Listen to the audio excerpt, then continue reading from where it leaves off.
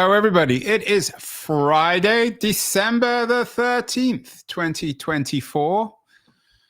Nightmare day, at least might seem to some of you, because Keith's editorial this week on That Was the Week is headlined, "I'm with Musk. For haters, he's the new Trump." Keith, some people are already going to switch off. You're with Musk? Isn't he the bad boy in all this? Well, certainly in popular imagination, he's only the bad boy. And yesterday it was compounded by the SEC threatening him if he doesn't pay them a lot of money related to his Twitter acquisition. And a letter back to the SEC that was published from his lawyer exposing the extent to which the SEC is going after That's our Musk. post of the week, so let's not give away our best stuff until the end. But certainly, he's always in the news. But how you're a man who at least thinks himself on the left, Keith. I'm not entirely sure, as I've said many times on this show, whether you really are.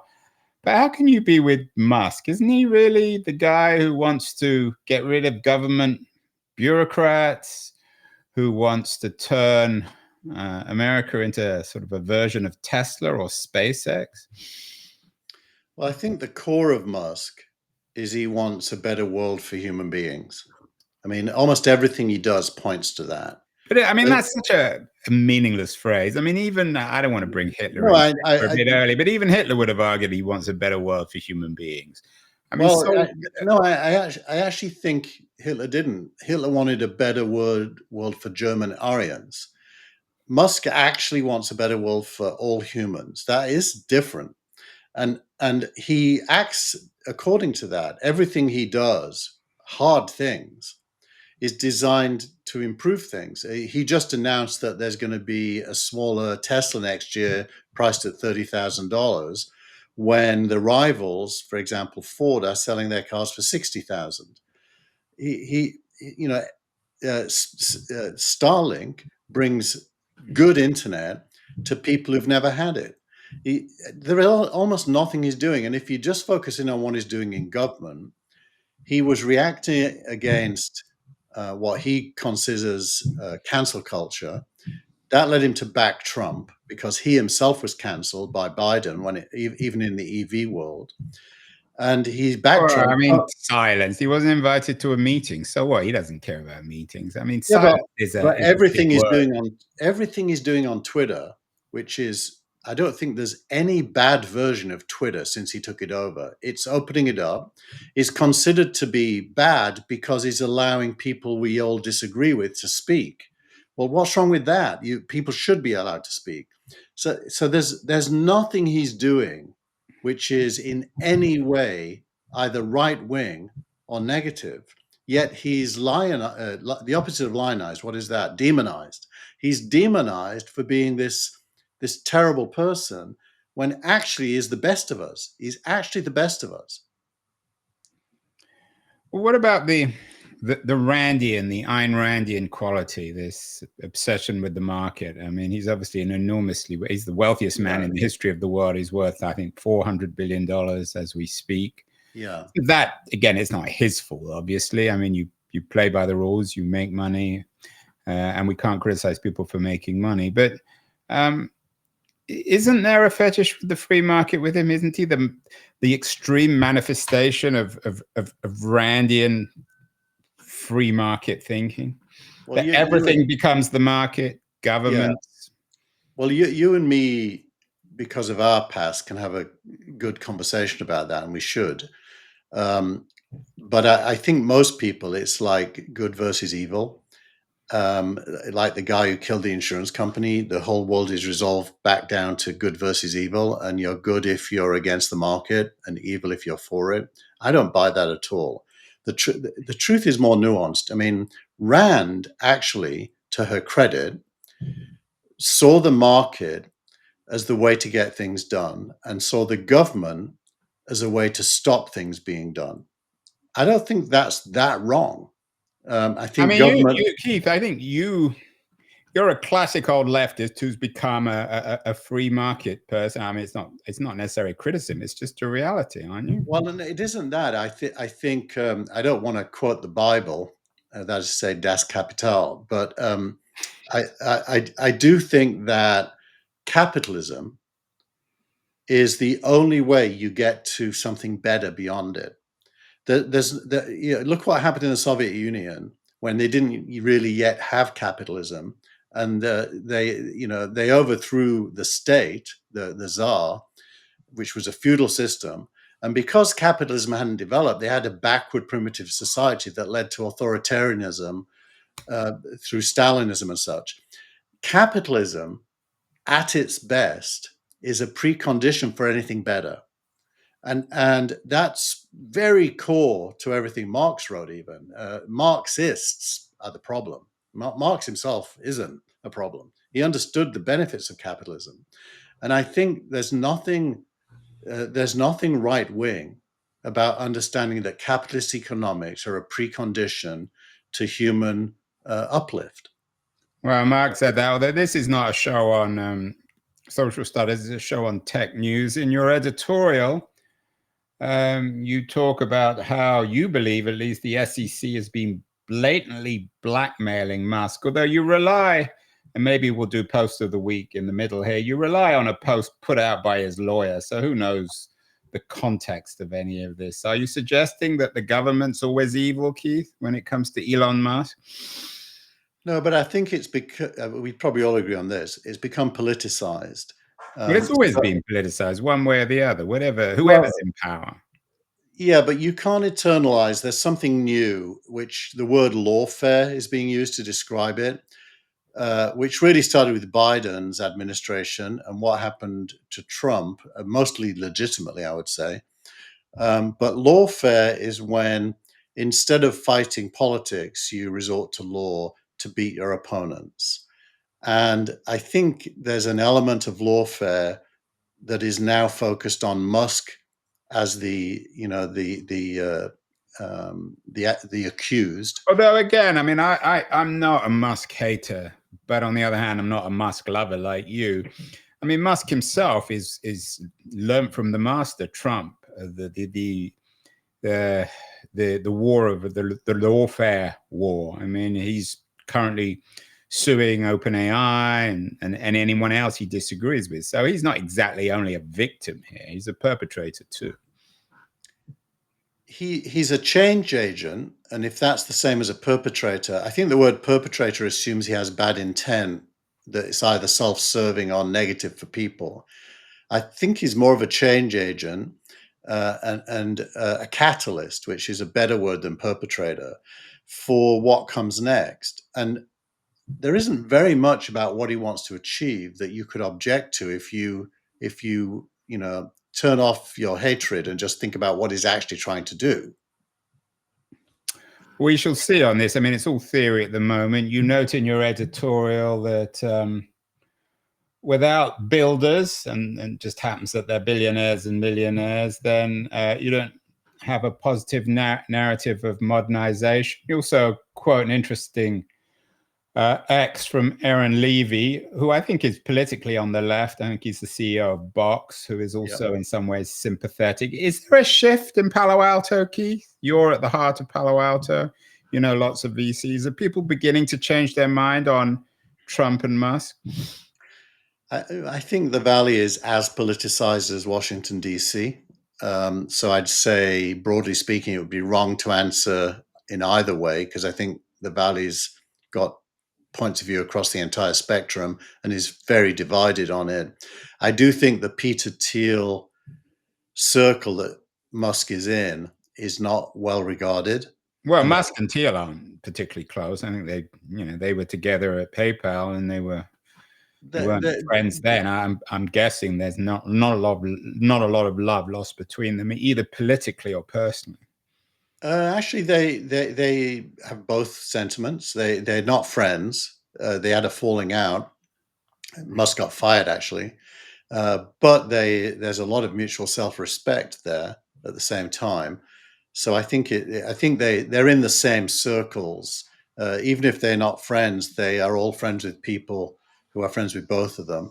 So that is a circle. David Sachs is one of those, and I think there is a group within Silicon Valley which is very much on Trump's side.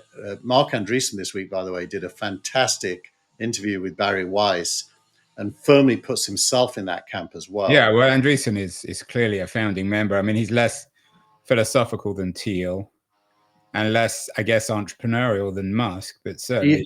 He was very philosophical on the Barry Weiss piece. I didn't put it in the newsletter because it's 2 But hours the long. Barry Weiss and Free Press they're not exactly impartial themselves. They're part of this movement, for better or worse. Well, they're definitely not impartial. Who would want to be impartial? I mean, impartial basically means you're absenting yourself from history. No one should be impartial. Aren't we impartial, Keith? I think we're lazy and not doing anything other than this newsletter. But we're not impartial. We've got points of view. Yeah. I think what's for sure is that this is going to be a profoundly consequential administration on the future of technology. John, you linked to an interesting piece by John Casti, an excellent writer. He has an important new book out, Critics of Capitalism, coming out early in the year. I read it. It's very good. He's going to come on the Keenon show. And he asked in the New Yorker, how long will the Trump crypto boom last? He wrote .con in, I think, 2001 or two. It's a very influential book. He was there. Just give me a second, Andrew. My dog is freaking out. I told you about this dog, Keith. Luna.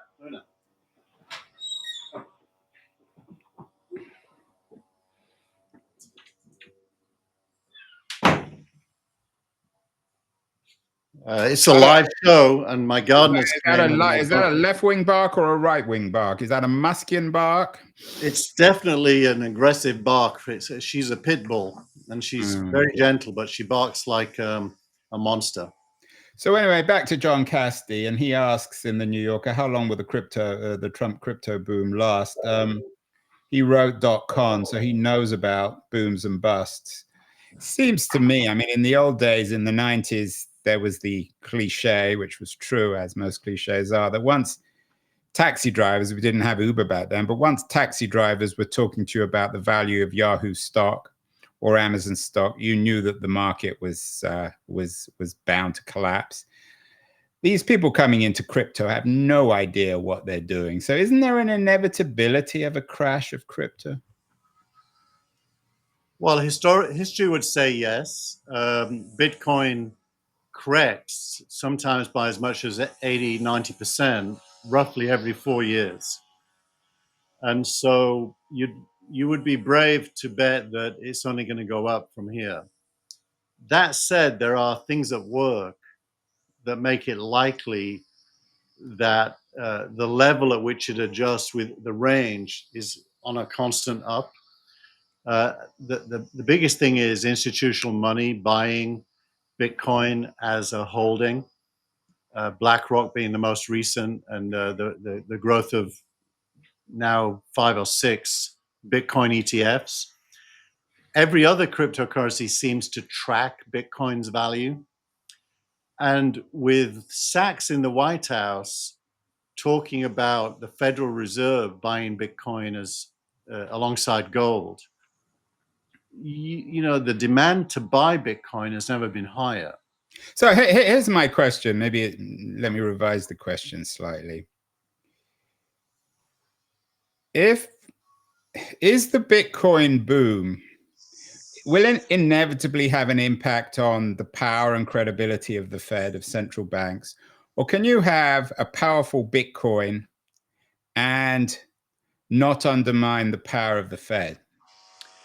Well, you can't have more than one currency that is in popular use without undermining both issuers. So the Fed gets to print money, and it does it by loaning to banks who then owe the Fed at an interest rate that then gets notes distributed to the rest of us. And if we collectively start using something other than dollars, that would change the power relationship between the Fed and the population. But I think the right framing to understand Bitcoin, it goes bigger than that. Uh, the world needs reserve currencies. It always has. It just changes from time to time what the reserve currency is. And at one point, it was gold, the gold standard. Between the pound and the dollar was the gold standard. And the gold standard kicks in when there is no credible currency, which was true during that period. Most economists believe that the US dollar in the short term is going to be very strong, but is challenged in the medium term by the relative growth of China and the rise of the BRICS. And if you look at the BRICS, they're talking about creating their own reserve currency between them, which And Trump. let's clarify the BRICS. These are not bricks on a wall. What are they, Keith? Brazil, India, Russia, and what's the C? China. South Africa, some of the Middle Eastern South countries. Africa begins with an S. China, Yeah. I think. Oh, China, of course. What's the You C? missed that one. There you go. Yeah, China and South Africa are the core, but it's growing. I think it's quite a number of countries now. And it's an alternative pole in the world to the dollar. Yeah, I wonder whether. I mean, I have no idea. I have no better idea than anyone what's going to happen. But it seems as if it's either a perfect storm or an imperfect storm that's brewing with crypto, with the Musk initiatives in government, with all the rest of it. That something of major significance is going to happen over the next 4 years, for better or worse. That's my sense. I have no idea what it's going to be. No, that is not to quote the Bible again, but capitalism has a constant need to grow, and as it grows, it creates change, and the balance of the world shifts in line with that change. I mean, there's a layer cake. At the bottom is economics, in the middle is politics, and at the top is social structures. And we're living at a time when the post-war agreement is breaking down. It may not be negative, but it's certainly changing. And you could say perfect storm, or you could say perfect rebirth, depending Yeah, and on it's your view. interesting that another piece you linked to in this week's newsletter is one by Paul Krugman. He wrote his last column in the New York Times, probably 10 or 20 years too late. They should get rid of all their old columnists. Maureen Dowd, Tom Friedman, Krugman. Krugman's the first to be displaced. He asked why US technology still rules. I wonder whether we could have a future where US technology is really strong, but the dollar and maybe America's political significance is lessened. What does Krugman tell us about US technological domination? Why does it rule? Well, he reduces it down to an accident of geography. He really tries to argue that geography matters. I think it's a very weak He's thesis. one of your old leftists, Keith, you don't like, I'm guessing. I think I like reading him, and he's very clear, very direct. You can understand what he says. He is not prone to lawfare. He's actually a thinker. So I like reading him. I think this thesis is a backward looking, that is to say, rear view mirror looking. So it's a self fulfilling truth that California being California, it is the source of all innovation, and AI certainly bears that out. But I think it's a descriptive reference rather than a causal one. I think the causal is to do with the moment in history that venture capital meets innovation through the military complex that Second World War created.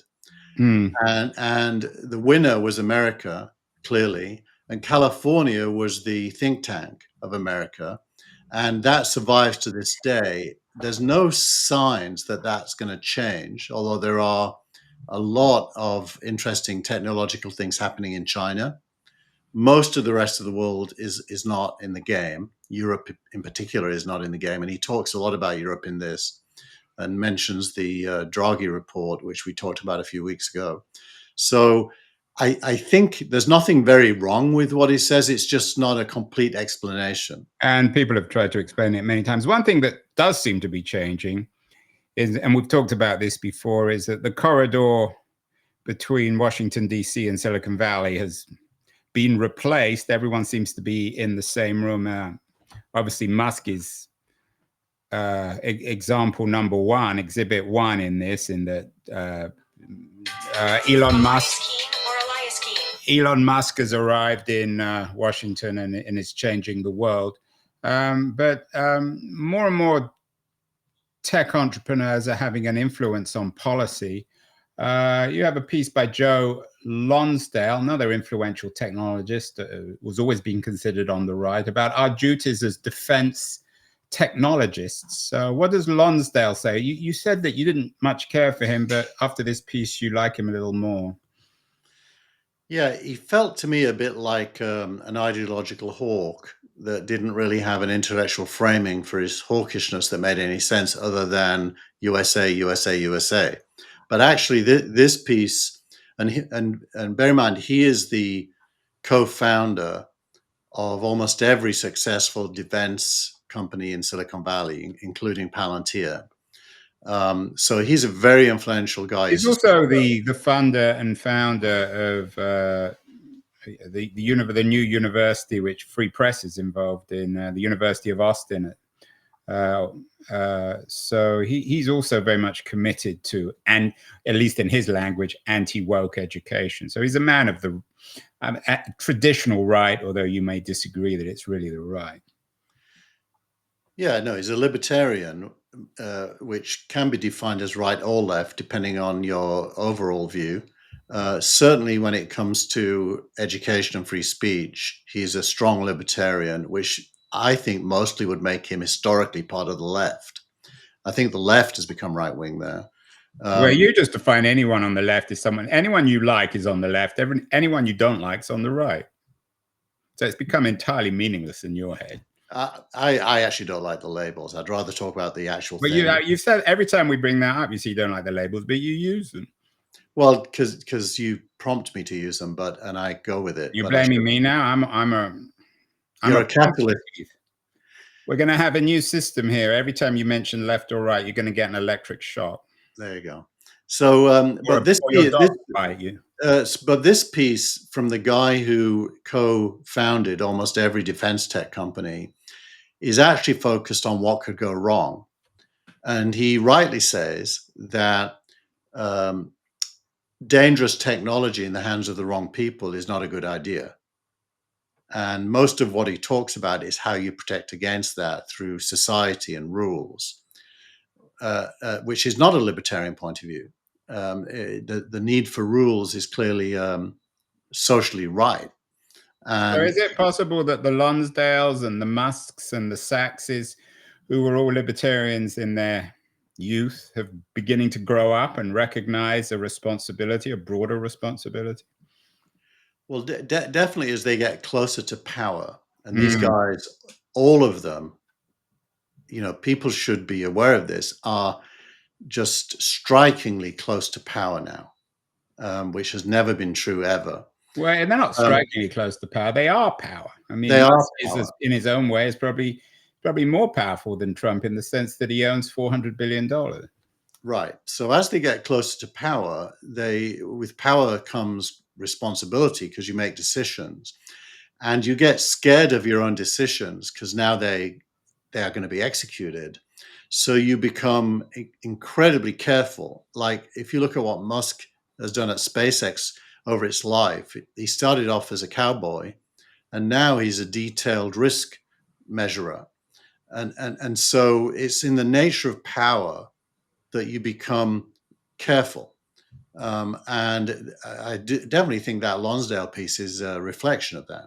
Yeah, and I think what's going to happen in this Trump administration is that the Lonsdale and Musks of the world are going to replace the traditional 20th century experts, the McKinsey types, the Buttigiegs, who we've always relied on, but politically perhaps aren't that savvy, and certainly economically aren't that powerful. It's going to be interesting to see how Musk and Lonsdale and Sachs before. Meanwhile, Keith, coming back down to earth a little bit, it's been a very good week in some ways for Google. They announced their new quantum chip breakthrough.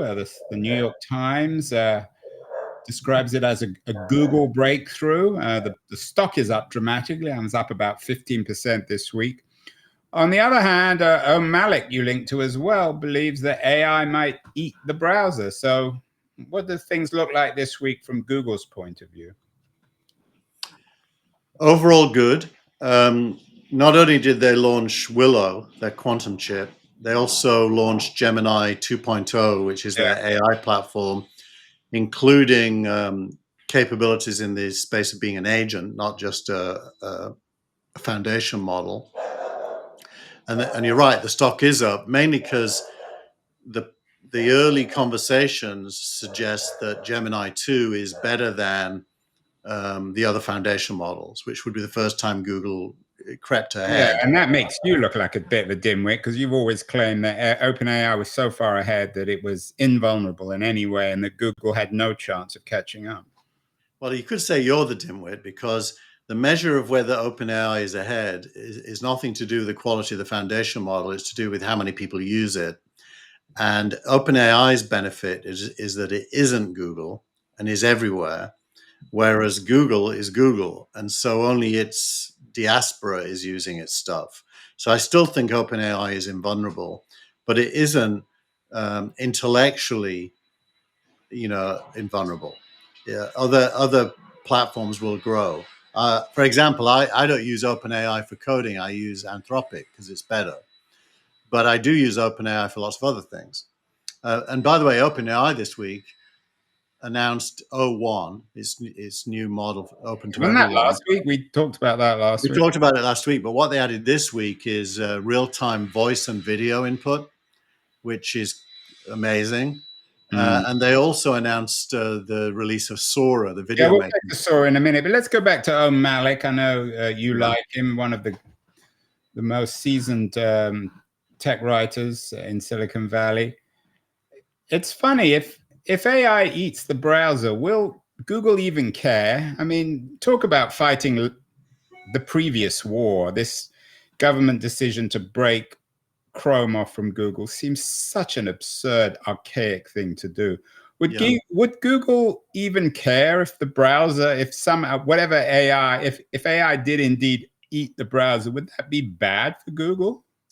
Well, if you break it down, Google has really two audiences, one on Android and one on the web, and probably one on iOS as well, due to its partnership with Apple. And OpenAI has taken first place on iOS for AI. Google isn't there. So insofar as AI becomes the input and the browser not, on Apple, Google loses. On Android, Google wins because Gemini will become the dominant input on Android. And Android is, I think it's about 3/5 of the smartphones in the world.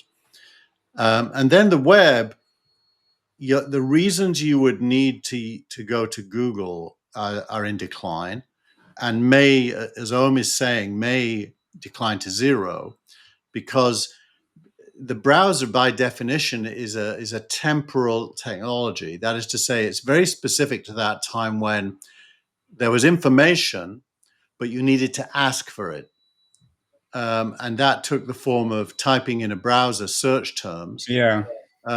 That age is I don't think anyone could sustain the argument that age is going to continue. Well, they will take a bit of time in the same way as people still use Microsoft desktop software even today. I mean, it takes a decade to change, doesn't it? Yeah, it does. But and it will never get to zero, but it becomes meaningless from a business point of view to own the browser eventually. It becomes very meaningful to own whatever the interface is to knowledge. And that probably is based on what OpenAI launched this week. Your camera and your microphone and your ability to type all feed into AI, increasingly agents, where you'll have a travel agent, You'll have a kind of a booking dinner agent. You'll have agents for everything. And so going to Open Table and filling in a form and choosing a time is not going to be needed anymore. Well, it might be if you've got a wife who changes her mind. The Keen On interview of the week, appropriately enough, is with Michael Saylor, one of the smartest young programmers around. He started with Facebook, I think, as a 13-year-old or a 17-year-old. He's back with them then. He launched social AI. He believes that all this obsession with humanity and AI is misplaced, and that the web now, and this comes back to Doug Rushkoff's notion of AI being the first native app for the internet, that all interactions with the internet will be with smart machines. So his social AI experiment, which was quite controversial, was real people interacting with bots in a kind of Twitter-like social media environment. He thinks of it in a generational sense. He's certainly younger than you and I. He thinks that generationally people understand that, whereas our generation don't. Do you think he may have a point? Yeah, I listened to it yesterday, and I concur with your characterization. He's super, super thoughtful and articulate on his topic, and very close to Malik's point of view, actually, that the interface is going to change and that the quality of interaction is going to go up, and that the ability of each human to leverage these tools is going to be close to free. I thought his social AI app was very clever. The difference between a human and a bot when it comes to social is almost zero if everyone It is is zero. I anonymous. don't think it is almost zero. It's zero, it It seems. is zero. And if the bot's clever, you can imagine a therapist bot, for example, is probably better than a human and cheaper for sure. Certainly better than a human therapist. Yeah. So I think he's imagining a world that almost exists, and for him it already does in his head, and that makes him, very pertinent to what happens next. He did say he's going to close his app down ultimately, so I don't know what his Yeah, exact. I think he did an acqui-hire with Facebook. I don't get the sense that the app was particularly successful, but he does also speak of maybe the vitality of Facebook, that clearly he's the kind of young thinker, programmer, executive that Facebook's bringing on board. So he's a smart young man. We'll have to deal with him again. And then, of course, we don't want to leave OpenAI out of things. Your company, Keith, they're not formally yours, but you've always been big believers. They came out with a new version of Sora, an open version of Sora this week. You linked to MG Siegler's piece on Sora Slaps. What I've read about it suggests that it's still not really very usable. What does Siegler say? Well, he applauds the fact that it exists. This is a video AI application. Yeah, it creates videos. I did one yesterday. I asked it to make a video of the beach in Scarborough, where I grew up, with the donkeys, with a couple in love, and in the background, donkeys with children riding. And it didn't have any pictures of Donald Trump or Elon Musk in it? It didn't. It was all donkeys and lovers. And it was, Very Yorkshire. it wasn't Scarborough for sure, but it did depict a seaside scene. It put donkeys with no kids, and the first attempt, it made the male, who was the sole human in the scene, appear to be in love with one of the donkeys. So it totally misinterpreted. Keith, you're going to get us into trouble. So it's not perfect, but the fact that it happens at all is kind of amazing. So were these right or left-wing donkeys? Definitely right-wing donkeys. They were pooping on the beach and all kinds of. Oh, disgusting. Definitely right-wing. Another piece you linked to. This is going to be the last weekly news. That was the week of the week. That was the week episode of the week. We're going to do two more. One looking back at 2024 and one looking forward to 2025. So this piece by Fifi Lee, Big Ideas in American Dynamism from Andreessen Horowitz, probably fit better with that. What are they saying in terms of big ideas for 2025, Keith? So I put this in mainly to tee up next week's conversation, but they go through about 9 areas of interest for 2025. And they're not exactly making predictions, but they're saying where they're going to put their money, which is almost better than a prediction because they can make it come true.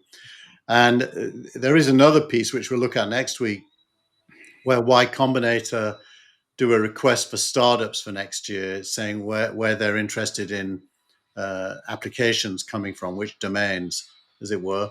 Um, American dynamism is a core overarching concept for Yeah, and Andreessen it comes back, of Horowitz. course, to the Krugman piece as well on why American technology rules. Yeah, and it feels a bit too desperate to me to frame it like that. I mean, America either is dynamic or it isn't. It's pretty hard. It suggests that it isn't when you frame something like this, that you have to bring, it's almost like make America dynamic again, is what's really being said, which means it may have lost its dynamism. Now, certainly in tech, that doesn't appear to be true, but it is true at the level of the entire economy. America is far from being a modern infrastructure society. It's very old. When you travel to really modern places, you see it. So I do understand what Andreessen are doing, but I think the framing actually says the opposite of what they wanted to say. Well, we will talk more about 2024 and 2025 in upcoming shows. We've already talked about the post of the week, which was from Elon Musk's lawyer, Alex Spiro, to Gary Gensler, the chair of the SEC. I think he certainly won't be there in the Trump regime, so it'll be interesting to see. Finally, though, we have Startup of the Week, our final Startup of the Week, which is, in some ways, I think, rather old-fashioned.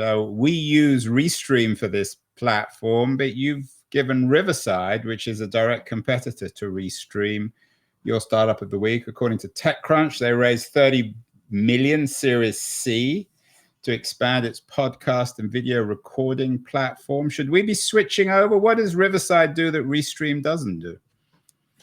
A couple of things. It never used the cloud to store video, so every participant in a video makes their own video on their machine, which means the quality is much higher. And then they upload it for mixing after the event is finished, which means you get a much higher quality rendition. The second Why thing are is that we using it? just because we use Restream, which is kind of good enough, but I think we can certainly consider using it. The second thing they do is they've got a lot more tools for social media and AI clip making than we have. So there, and I think the third thing worth saying is I met the founder about 3 years ago and used the platform then. The founder is now in Israel, but was then in Holland. He's Dutch, and he's a very, very clever, good guy, good thinker. And it was pleasant for me to see that he's not only survived but prospering. There's almost a nostalgia. I mean, $30 million in the old days was quite a lot. Now it's nothing, isn't it? Yeah, that's a very small Series C round. An average Series C round is between 1 and 200 million. So what will be the fair? I mean, what's the idea when they pitch their investors? What are they telling people about where Riverside will, excuse the pun, flow in the future?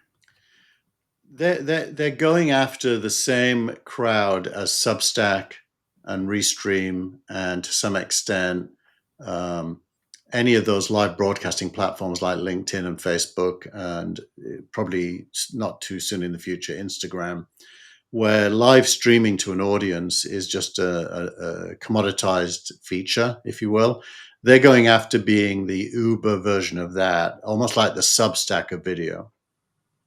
And what do they have of value? Is it their users or their technology? The tech is really good. And me and you should probably play with it. I have a free account. We can play with it and we can see. Well, that was the week for Friday, 13th of December. Not so much of a nightmare, perhaps, as some people might expect. Keith is with Musk, Elon Musk, that is. I'm less convinced, but I'm one of those few people still neither hates nor loves Elon Musk. There'll be a lot more Musk, I'm sure, when we look back at 2024. and perhaps even more when we look at 2025. He's clearly going to be a figure who shapes the next year. Keith, have a good week, and we will see you next week to talk about a more universal view of what did and didn't happen in 2024. Thank you so much. Bye.